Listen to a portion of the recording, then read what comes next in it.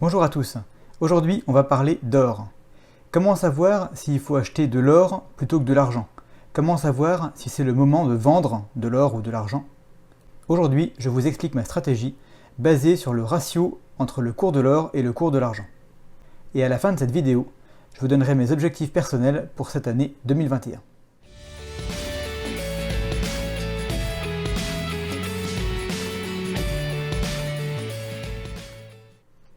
En 2021, je vais acheter de l'or pour deux raisons.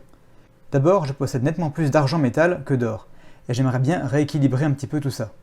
Mais il y a une raison plus fondamentale. Pour ça, je vous présente le graphique du ratio entre l'or et l'argent sur les 30 dernières années. Pour ceux qui ne connaissent pas cet indicateur, il s'agit du rapport entre le cours de l'or et le cours de l'argent à un moment donné. Si le ratio or-argent est à 100, ça veut dire que l'or est 100 fois plus cher que l'argent. On peut aussi le dire de la façon suivante, il faudrait 100 onces d'argent pour acheter une once d'or. Comme on peut le voir ici, depuis les années 90, ce ratio a beaucoup oscillé entre 80 et 60. J'ai donc choisi comme valeur de référence 70, pile au milieu. Quand le ratio entre l'or et l'argent est à 70, eh bien j'achète autant d'or que d'argent.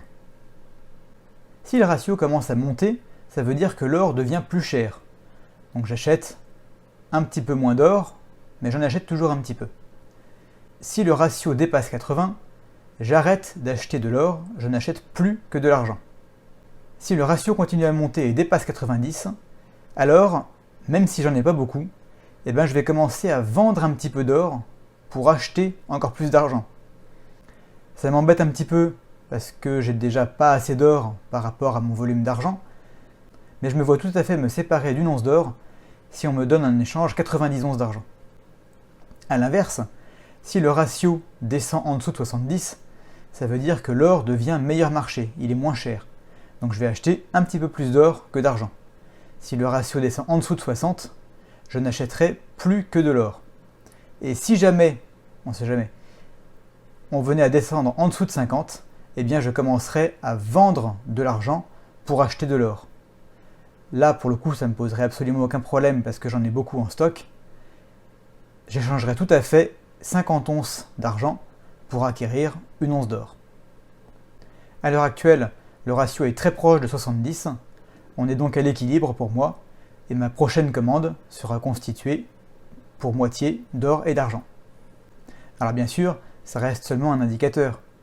Même si le ratio à 70 m'indique que je devrais acheter autant d'or que d'argent, si je tombe sur une bonne affaire et que je trouve de l'argent nettement en dessous du cours spot, je ferai une petite entorse à la règle et j'équilibrerai avec de l'or la prochaine fois.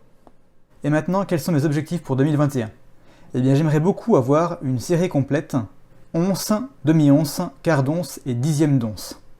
Pour ça, je pourrais choisir par exemple les American Eagle ou les Philharmoniques de Vienne, puisque j'ai déjà les dixièmes d'once, et que toutes les dénominations existent dans ces deux pays. Mais je pense que je vais me diriger vers les Philharmoniques parce que je trouve le dessin plus joli. J'aime beaucoup le travail sur la tranche. Et surtout, les Philharmoniques sont en or pur à 4,9. Alors que dans les American Eagle, il y a aussi de l'argent et du cuivre. On voit la différence sur la balance. Les deux pièces contiennent un dixième d'once d'or pur, mais la Philharmonique de Vienne est plus légère que l'American Eagle qui contient également d'autres métaux. Donc pour 2021, j'aimerais acheter au moins une once entière d'or, même si ce n'est pas mon format préféré, j'aimerais l'avoir au moins une fois dans ma collection. Et si j'y arrive, j'aimerais bien acheter en plus de cette once entière, la demi-once et le quart d'once pour compléter la collection de mes Philharmoniques de Vienne. Je reviendrai vers vous en décembre, je referai une vidéo pour voir si j'ai réussi à remplir cet objectif. Merci d'avoir regardé la vidéo jusque-là, j'apprécie vraiment beaucoup. N'oubliez pas de vous abonner si vous voulez voir plus de contenu comme celui-ci, et je vous dis à la semaine prochaine.